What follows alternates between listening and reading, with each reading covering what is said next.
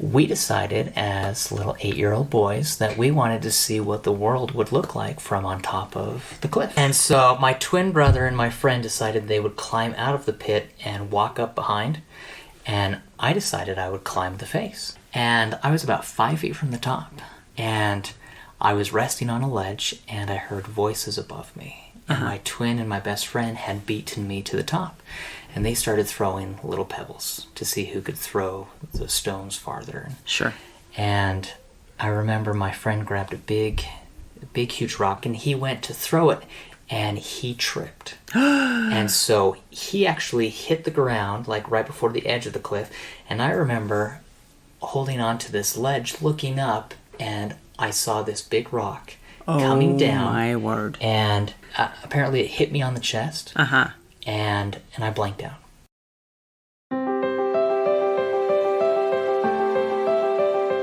Welcome to Stories of Hope in Hard Times, the show that explores how people endure and even thrive in difficult times, all with God's help. I'm your host, Tamara K. Anderson. Join me on a journey to find inspiring stories of hope and wisdom learned in life's hardest moments. All right, today I'm excited to introduce someone who at age 8 fell off a 100-foot cliff, ended up with several-year recovery. Because of this, he cannot remember the first 8 years of his life. Also, later in his life, as a husband, he and his wife had struggled with infertility, and he almost lost his wife a few years ago. And finally, he lost his job.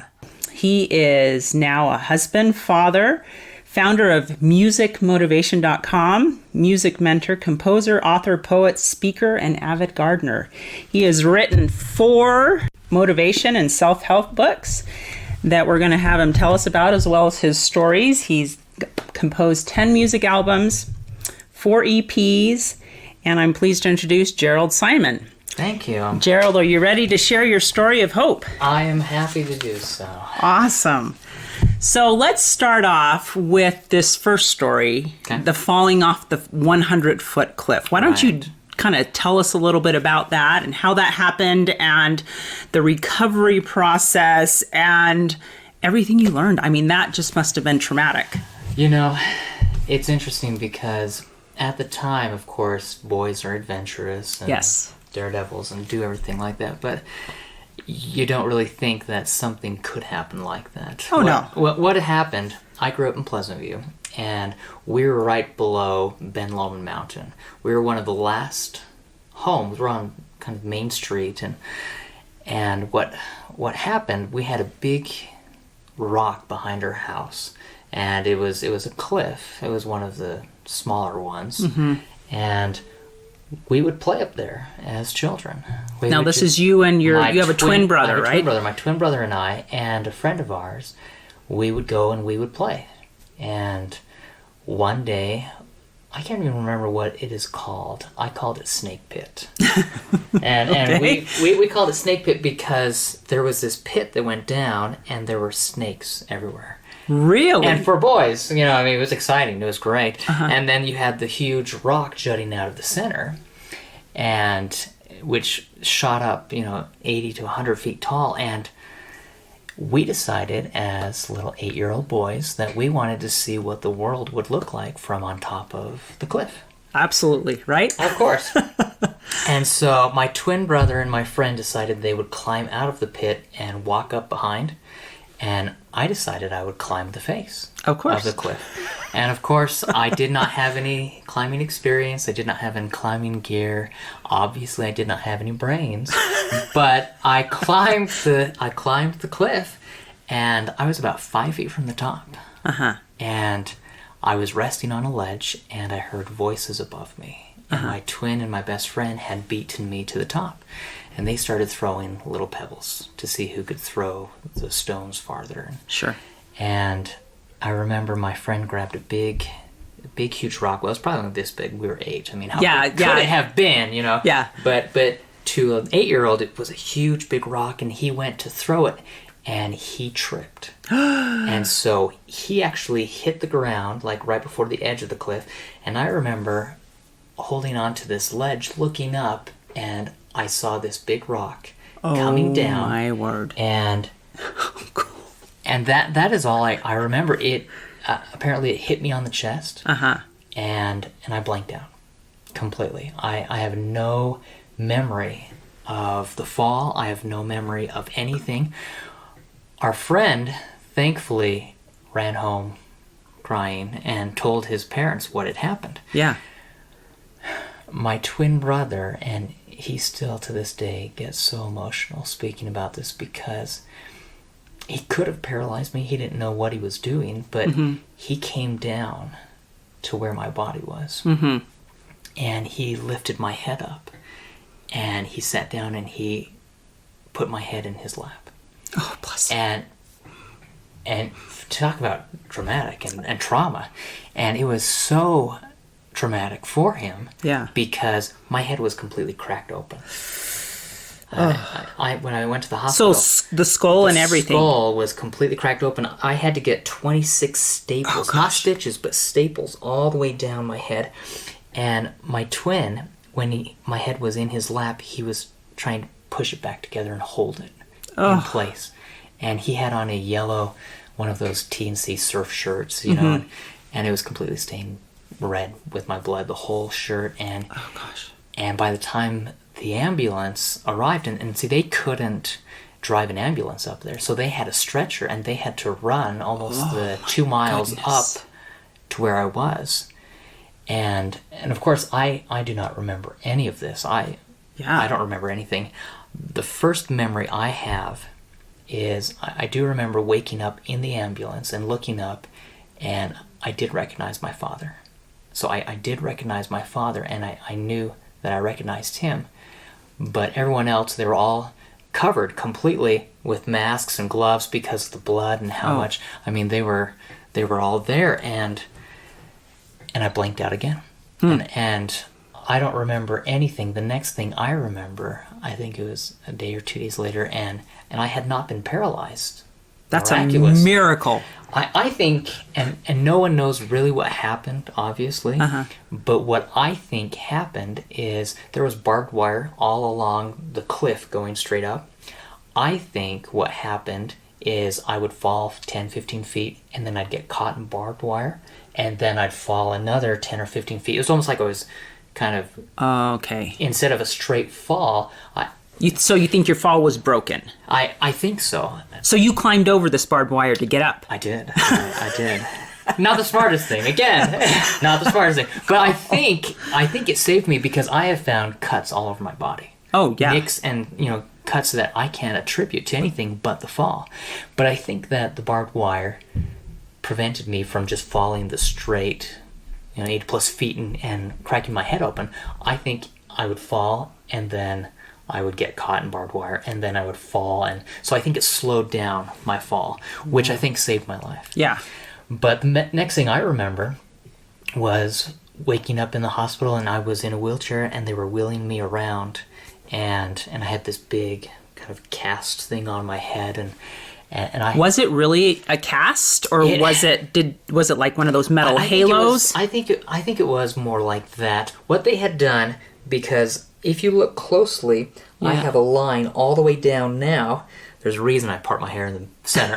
But I have a line all the way down where my head had been cracked open.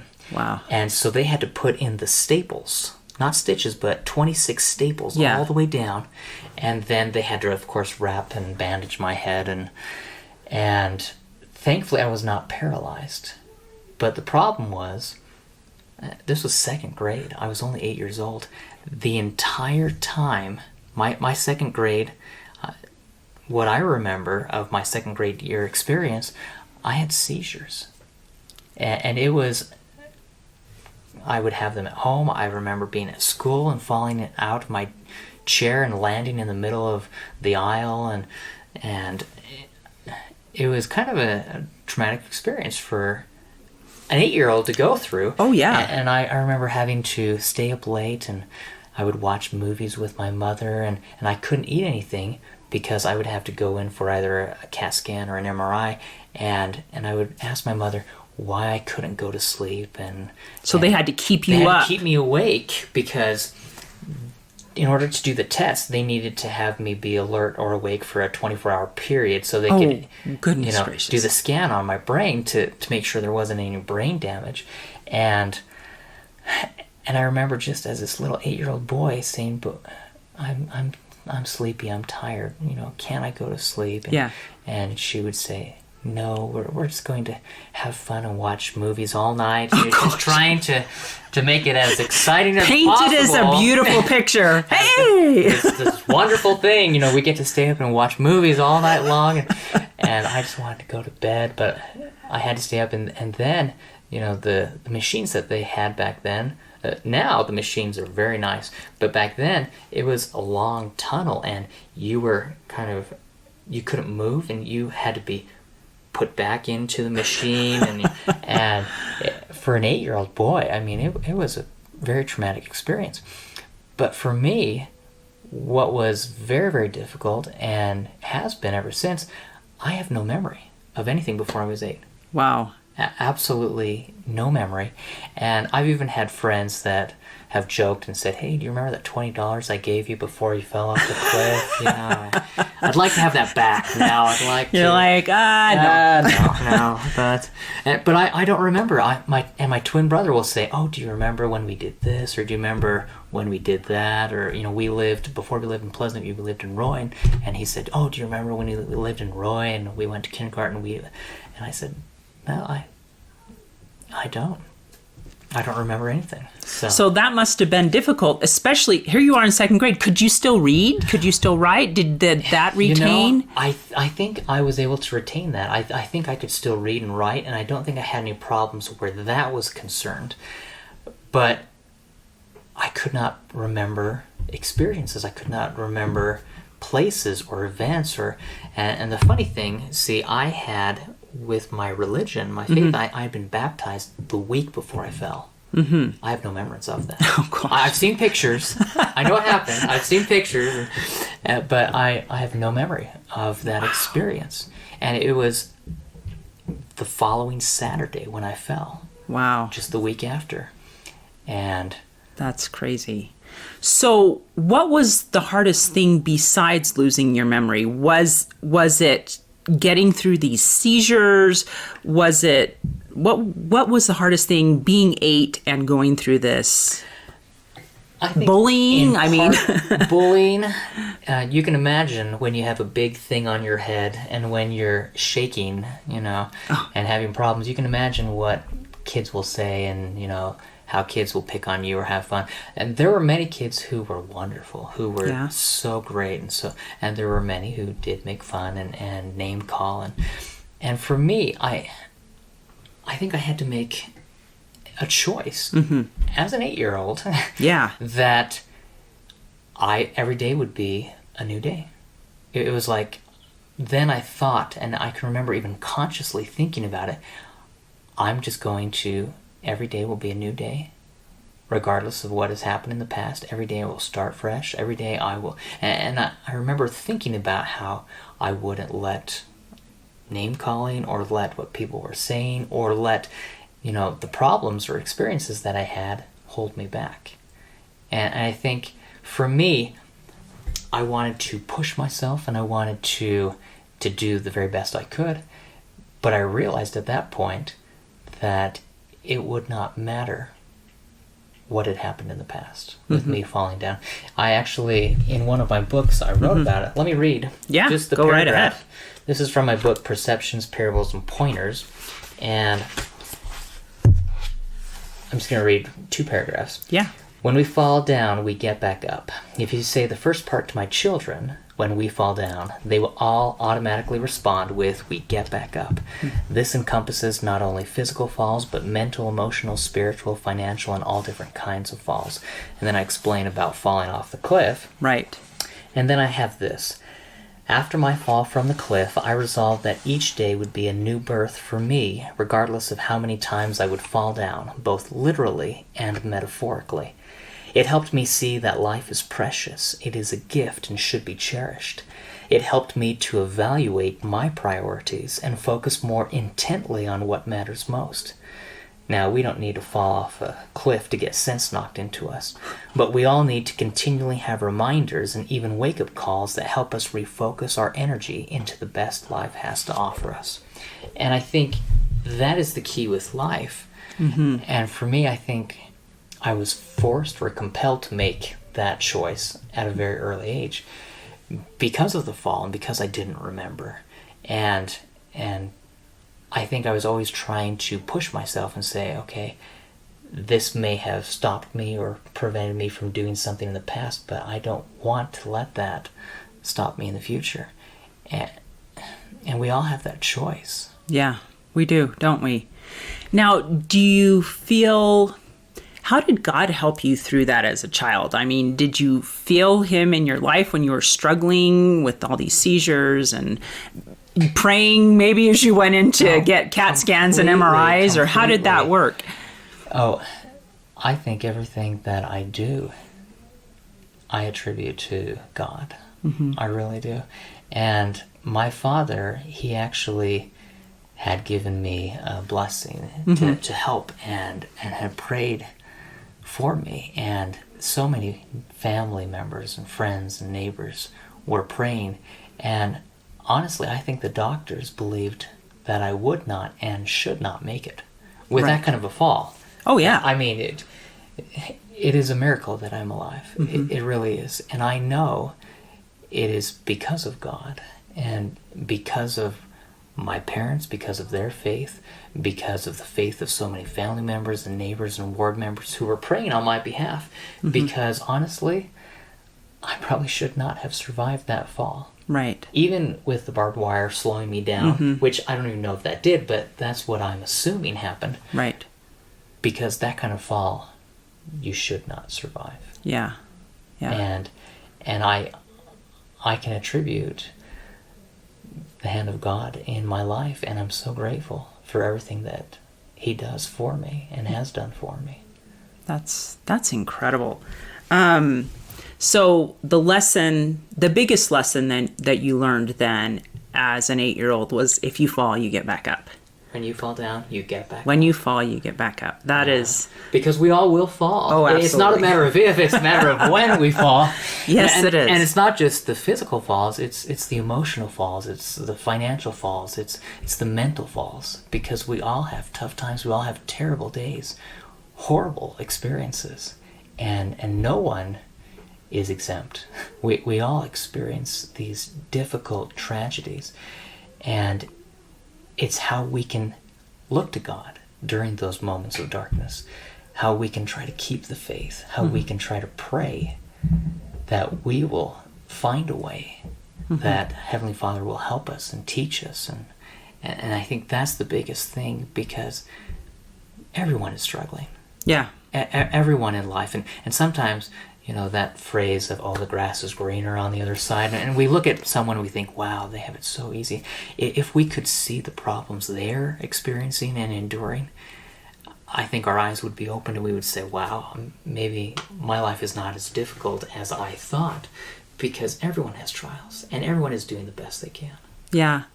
So let's take that and dive into your story with your wife almost dying. Right. Because this was obviously a very low point in your life. Yes. Why don't you talk us through first of all, give us a little bit of background on that, and talk us through perhaps that night when you were in the deepest, darkest moment of your life. Perfect. Well, the first experience, of course, was when I was younger. The most difficult thing I had ever experienced, falling off the cliff up until that time. I think the next most difficult experience I have ever had in my life, my wife and I, we love each other so much. Mm-hmm. And we have a 12-year-old girl. She's almost 12, and we have 2 boys. Mm-hmm. One is 5 and one is 2, and they are so wonderful. But we had many years of infertility, and we had My wife had 4 miscarriages. Wow. Which any woman who has ever gone through that, and any husband who has ever experienced that as well, they know emotionally and mentally and physically for the woman how difficult that is. Sure. And my wife had one of the miscarriages that she had, she needed to have a D&C. Right. And it became an emergency D&C where we had to go to the emergency room because she started bleeding out and she was hemorrhaging. Oh, gosh. And I remember I was carrying my wife in my arms and walking into the hospital. And she, when we went into the hospital and we checked her in and we went back, she had lost so much blood. And she was bleeding out. Oh, gosh. And as a father, thinking of my children, but as a husband, thinking of my wife, and thinking that I could lose my wife. And the doctors and nurses at one point did not know if she would pull through because she had lost so much blood, and it looked as if she might possibly die. Oh. And to have those thoughts going through your mind. What were those thoughts? The first thought that I had going through my mind is I could possibly be losing my best friend. The best thing that has ever happened to me, my better half. Mm-hmm. And I thought, I couldn't even imagine what life would be like. And then I thought about my 3 little children. Well, 2 children at the time. Mm-hmm. Since we did not have Matthew yet. And I thought, I have 2 little children. I would be a single father. Mm-hmm. And I thought, what would happen to them? And I had all of these fears that went through my mind. Because then I started thinking about everything would change. Mm-hmm. And I love my wife so much. And I'm so grateful for the miracle that she did not die. Mm-hmm. Because at one point we thought she wouldn't pull through and wouldn't make it. And to have that experience, and I know many people have had that experience, and many people have even had the experience of losing a loved one. Mm-hmm. And I think that is when you need to turn to God the most, because that is when you feel as if part of you is gone. Whether it's a child or a spouse, a loved one, you feel as if there is a hole, there's an emptiness that you personally, it doesn't matter what you do, you cannot fill that gap. Mm-hmm. And that is where God comes in. So what was your conversation with God that night? What did that sound like? Pleading, just praying, saying, this, she's the best thing that has ever happened to me. Mm-hmm. Please do not allow this to happen. I need, to have my sweetheart, and just sincerely praying that somehow, through some miracle, she would make it, and that she would be okay, and that we would still be able to be together. And I know that isn't always the case for some individuals. Mm-hmm. At least not here. Yeah. On this earth. Yeah. That they can be and will be together. But my prayer was just so, I think, heartfelt. I think there are times when you pray, as everyone does, where it's just a ritual, almost an everyday occurrence, and you have these prayers that you've been doing it your entire life, that you know the words by heart, and it's almost like you don't put much thought or feeling into those prayers. Yeah. But during these moments, these dark days and these difficult times, I think those are when your prayers become so sincere, as if you're really speaking personally to God, and it may be because of the petition you're pleading. It may be that you are trying to plead your case. Yeah. But your prayers, your words become, I think, intensified because of the feelings that you have. And I think if we could pray like that every day, I know, right? it would be so much better. Yes, it would. It would be way better.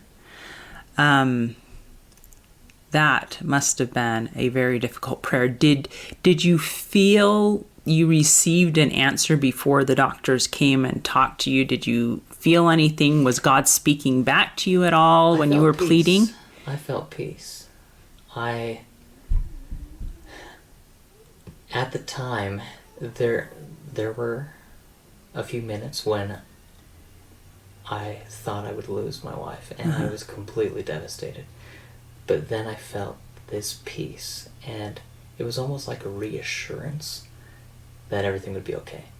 Whether or not it was that she would survive, or it was just that everything would be okay, and that I would be okay, and that I could not see. Sometimes we have these blinders on. Yes, we do. And we can't see the whole picture.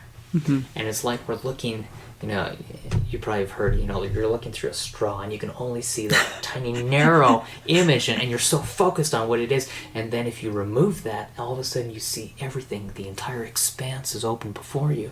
And I think at that moment, during that prayer, it was as if my focus, my will, what I wanted to have happen, it was like I was looking through that straw, and I was so focused, this is what I want, this is what I want. And even though I didn't have the answer, she'll be perfectly fine, everything will be great, it was as if the straw was removed, and then my understanding was heightened, that I could see this entire expanse, as if God was telling me, this is what you can experience. You're so focused on your tiny little problem, which at the moment it seemed enormous, and it was overwhelming. But he wanted to help me understand, like an eternal perspective, to think and see things with an enlarged capacity, to have a greater understanding. And I think for me, it was one of those moments where I could better appreciate his will, maybe not my will, but I could say, if I focus on what God wants me to do, if I put him first, whatever happens, I know that the right thing will happen. And so I think it was a very valuable lesson for me. Absolutely. Oh my goodness. I remember having a similar moment myself, so I can relate, but it's so hard getting, I guess as you call it, the straw, where this is what I want, this is what I want, this is what I want, and realizing that's not the prayer God wants us to pray. Yeah. It's that, okay, fine, your will be done, even though I want something so very badly. Yeah.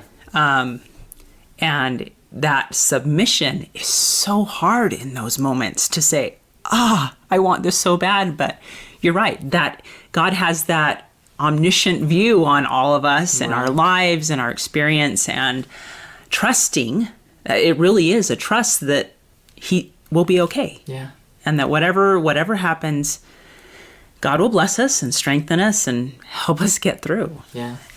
And I think sometimes we're so focused on what we want, and we're it's like we're pleading, that he will give us what we want, without realizing that we need to change and accept, and we need to have the disposition that whatever happens, that we will then have the strength, we will have the faith to endure whatever experience we have been given. Mm-hmm. That we can find the good even in the bad. There is always light even in the darkest area.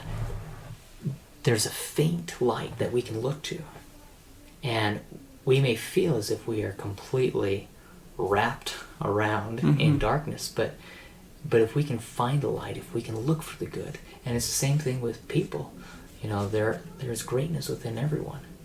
Mm-hmm. There is goodness. If you look for the best, you will find it. Whether it's finding it in a person or a situation, a problem, if you look for the good, and if you focus on that good, then it will help you to feel better, but it will help you feel good about your situation. And I think that's the biggest key.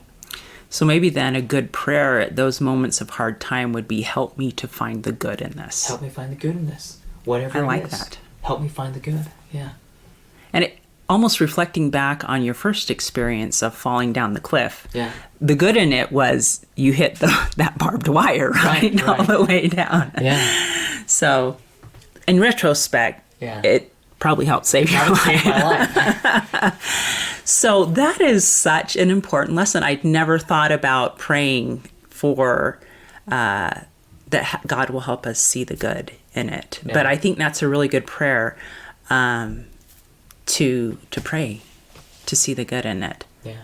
That's incredible. So at one point, you also lost your job. I did, yes. Tell us that story and if it was a good thing or a bad thing. Well, at the time, it was not a good thing at all.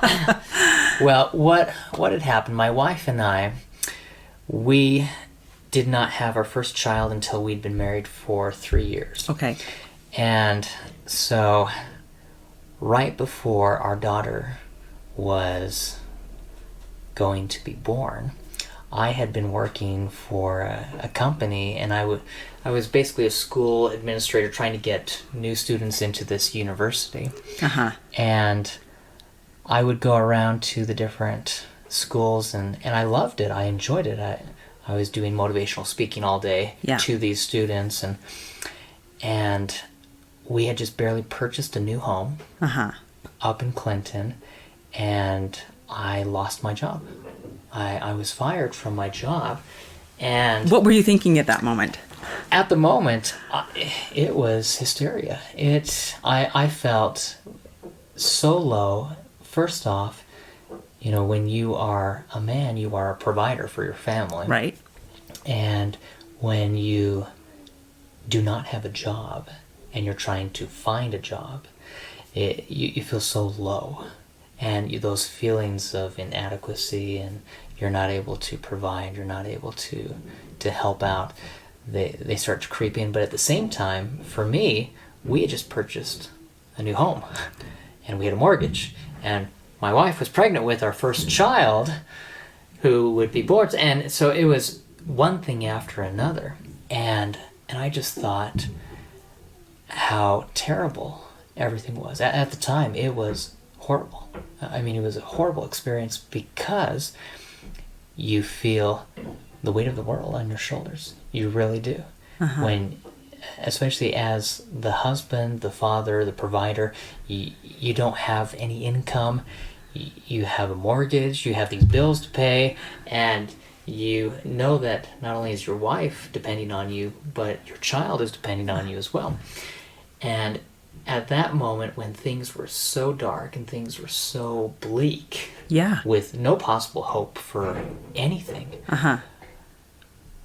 I think that is when I had really turned to the Lord and just prayed to God to find out what He would have me do. And what I had been teaching piano lessons on the side. Before doing that, I had actually sold pianos at a piano store, and I had taught piano lessons while I did that, and I taught a few piano lessons on the side.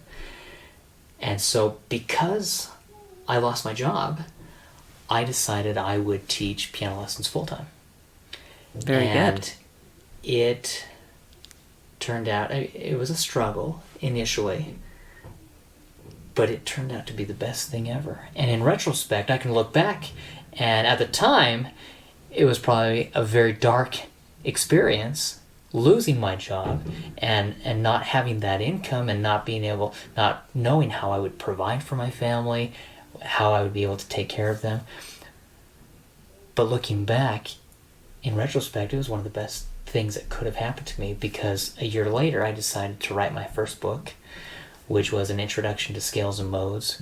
And then my next book, a year after that, I wrote Variations on Mary Had a Little Lamb, and I started coming out with more and more music books, and then doing CDs, And so now I can look back and say, it was actually the best experience, the best thing that could have happened to me, because I don't know if I would have been pushed to make the next step, to change and to get out of my comfort zone. I had a salary and at the time I thought, oh, this is great, this is where I'm going to be for the next while, and you don't know what will happen in life. You really don't know what life will bring you.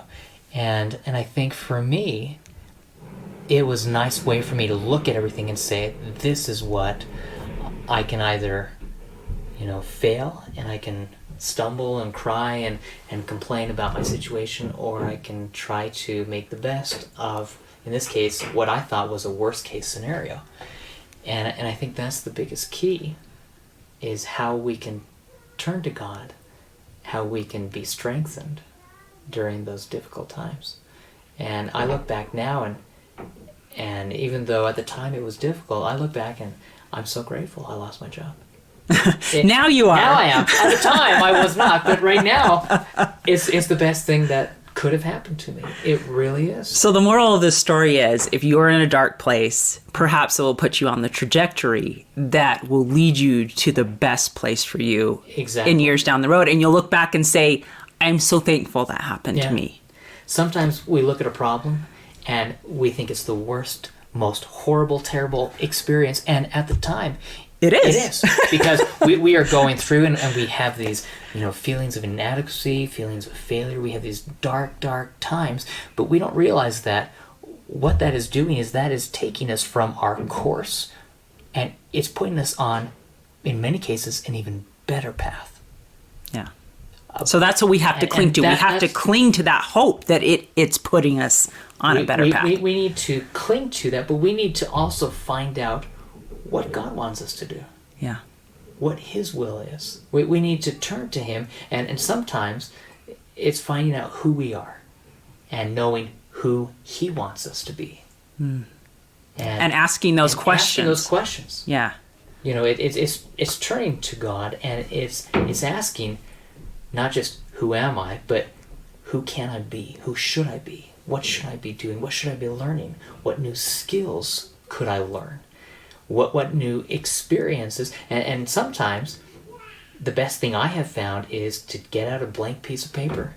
And in this book, the Who Are You book, I even talk about that, where I have the individuals create my personal life plan. And they write down what they'd like out of life. What they would, if they had the perfect life and they could envision their perfect life, what would it look like? And write down those things. They write down those things. That's a good idea to write and down. It's a way for them to create their own personal life plan where they can write down what they're doing. And here I have, who am I? Write a brief summary of who you think you are, your beliefs, talents, and interests. And then below that it says, who do I want to be? Realizing I must live with myself for the rest of my life, what kind of person do I want to be and strive to become each day? And then they have an entire page where they can write down, who am I right now? And then in a few pages, they will actually turn and write down who they want to be in the future. What they envision. Who I want to be and become. That's and cool. That will always change. So is this what you did? That's what I did.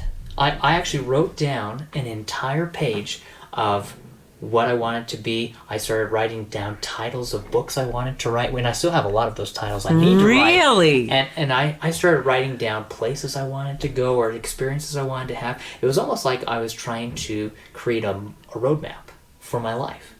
Well, and in such a dark time, that's probably a good thing to set your goals on something. It gives you hope. Yes. It gives you, even though you may not have faith, it pushes you to look for faith and to hope for things, because what it's doing is you're actually putting yourself out there in the future tense, and then once you've created this outline, then you're just kind of marking the steps backwards on how to get there. Yeah. So in a way, it's as if you're saying, that is what I envision. That is the dream, that is the hope.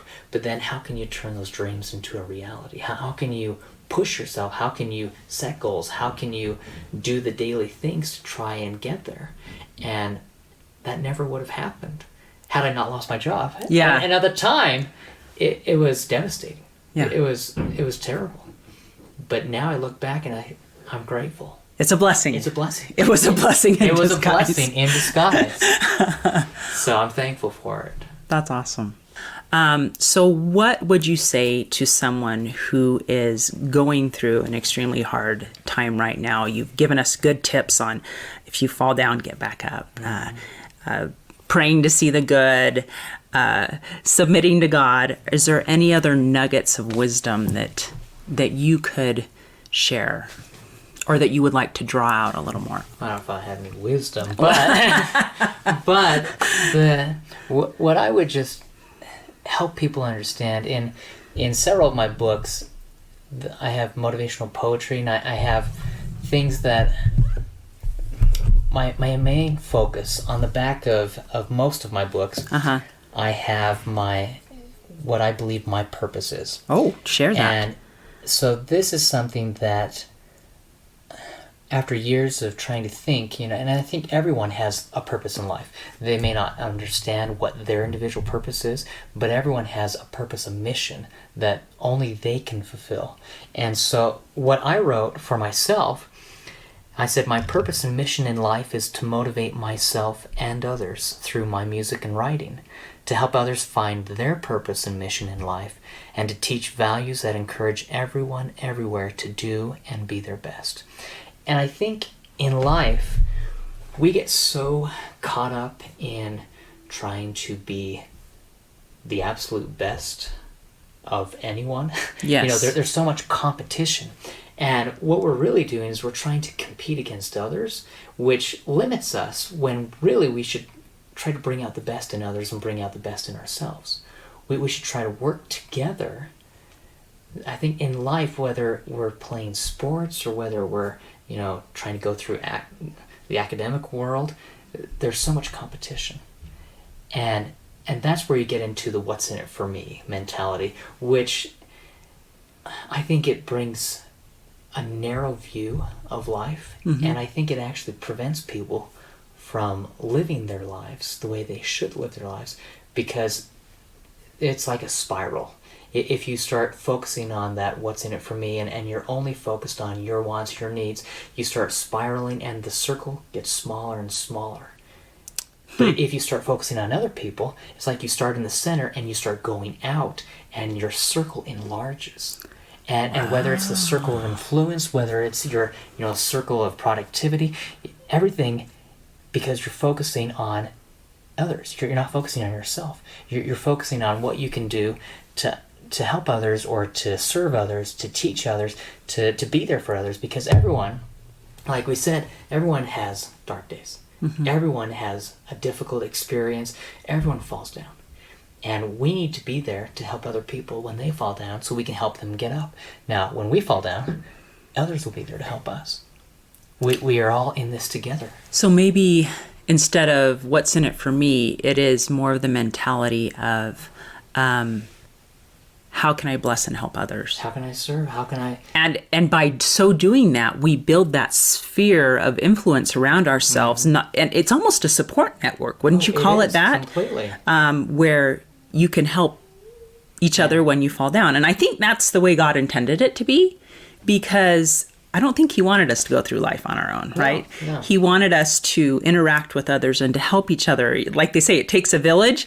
I think it really does take a village to also keep us going, because we're all going to have mountains and valleys, right? We'll have highs and lows. We'll have ups and downs. I mean, we will have those moments where we are at our highest and everything is perfect, and we will feel invincible. And then the very next moment, we can be at our lowest depths and we can collapse, and our faith may be wavering, our strength may be weakened, and we may feel hopeless.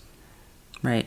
But that is when family and friends, that community, we can come together and we can help each other. And I think that's the biggest key. It's looking at someone and saying, they're my my family. They're my brother. They're my sister. They're my neighbor. They're a part of me. Mm-hmm. And you know, it's funny because I remember reading a story that was written, and I can't even remember what the story was, but it was about someone who was asked to find the most worthless person in the world, and he started going to prisons and started trying to find the most worthless person. And after he started speaking with these individuals, he found out that they had so much value, that they were wonderful. You know, they had made mistakes, as we all do, mm-hmm. but everyone, and they started going around and trying to find, and they could not do it because every person, regardless of what they've done, regardless of what experiences they've had, everyone is a wonderful person. And we are all in this together. We all need to be strengthened, and we can help strengthen others. We all have good times, and we all have bad times. Yeah. So one of the things that I think we struggle with in today's society is that concept of when we go through hard times, maybe hiding and Right. not showing the world that we're going through a hard time. You've been through several scenarios where you've been through very, very difficult things. What are the benefits of sharing these stories, do you think? Well, I think one of the benefits of sharing these stories, helping people realize that we have a lot of perceptions. And the perceptions where we perceive or think that others are not having a difficult time is because, like you said, they try to hide them. Yeah. Or they don't want others to know. And in part, it might be because they want to be self-sufficient, where they don't want, trying to... We can readily help. If someone needs our assistance, we are the first to be out there, and we're ready to help them. But when we need assistance, and when we need to ask other people to help us, part of it might be pride, but part of it is just we feel bad that someone else is having to help us because we can't help ourselves.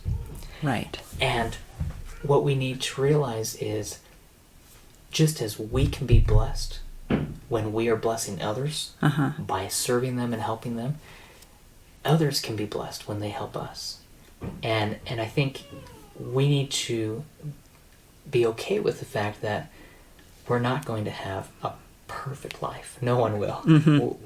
We're not perfect people, and we should not try to pretend that we are perfect people. We all have problems. Mm-hmm. We will fall down, but we can always get back up. Whether it's people helping us get back up, whether we are trying to struggle to stand on our own and others come in and support us, we need to realize that we're all in this together. And like you said, it's a community. It really is. It's a collage, a group of people coming together. And there are times when we will help, and there are times when we need all the help we can get. And I think... And not be afraid to say, I need help right now. To ask and to tell people and Yeah. open up. And sometimes we don't want to share these problems that we have or these bad experiences that we have gone through. And I think we need to share them, because others around us will realize and say, you know what, I'm going through the exact same problem, or I'm struggling, my faith is really low right now, or I just lost my job and I don't know what to do. I just lost my spouse, or, everyone is struggling with something. And I think if we can share our experiences and open up with others, it will help them realize that it's okay to ask for help. Mm-hmm. Yeah. And it's okay to help people, and it's okay to be helped by others. And it's not a problem. It's not a weakness. Okay? It's not a failure. Mm-hmm. I believe that failure is just a stepping stone. That's a good way to look at it. There is no such thing as failure. It's just another stepping stone to help us figure out and get a stronger footing that we can step in the right direction. That's awesome. So that's really good. Awesome. You have shared some really amazing stories and insights. They're so valuable, and I hope people will find value in them. So thank you for doing that. You're welcome. So I'm sure there's going to be people out there that want to connect with you. Sure. Why don't you share with us the best ways that we can connect with you or find you or listen to your music and all that stuff? No, that's great. So they can go to my website, musicmotivation.com. I have 23 music books that I've come out with where I teach piano students how to play music the fun way through fun, original, cool songs I've composed. And so I have all of my books available there. They can also get these books from Amazon.com. Why don't you tell us the titles really quick? So this is Who Are You? Your Personal Success Goal Book. Discover who you really are and who you can become. This book is actually a workbook where I designed it for teens, young adults, and even adults, but they can create their own personal life mission. They can go through and read about how to set goals, describe the you want to be. They can talk about, I have a formula for success, going for the goal, talking about how to write goals, and then there are 365 pages where they can write down kind of a daily to-do goal checkbook where they can write down what their goals are. And so that's awesome. Who Are You? Uh-huh. This book is Perceptions, Parables, and Pointers, and it's divided into 3 sections. The first is Perceptions, where it has my own perceptions on life. Uh-huh. They're just little paragraphs. Each one is a little different about everything from knowledge to learning to exercise, just my own little perceptions on life. And then the second section is Parables, where I have motivational stories that I've written that teach values, morals, and lessons. And then the last section has 222 pointers. They're 222 of my favorite motivational, inspirational quotes from some of the most amazing men and women throughout history. Oh, awesome. But kind of some great things. The As If Principle, motivational poetry. This has 222 motivational poems that I've written that teach values and principles. You live this motivation. I really love it. This is a book called Motivation in a Minute. Uh-huh. And I love photography, so these are my own pictures I've taken, where I have a photo on the side, and then I have a motivational message. So the entire book has my photography on one page, and then a motivational message, inspirational story on the other. Wow, that's awesome. All of these books are available from Amazon.com or Barnes & Noble. Uh-huh. So they can find these books there. My music is available on iTunes, Amazon. They can listen on Spotify or Pandora. So there are many ways to connect with me. Facebook.com/Jerald Simon. They can go to my YouTube channel, youtube.com/Jerald Simon. I have a lot of videos on there. And my website, musicmotivation.com. And that's JERALDSIMON. Very good. Make sure people spell it right when they're looking you up. Yeah. Awesome. Well, thank you so much for sharing your books, your story.